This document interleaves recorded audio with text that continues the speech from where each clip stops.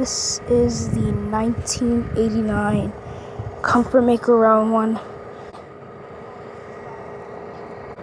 And the other one's also still there.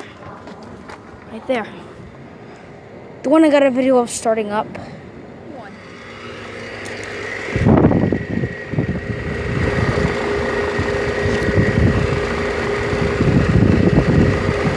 And it vibrates.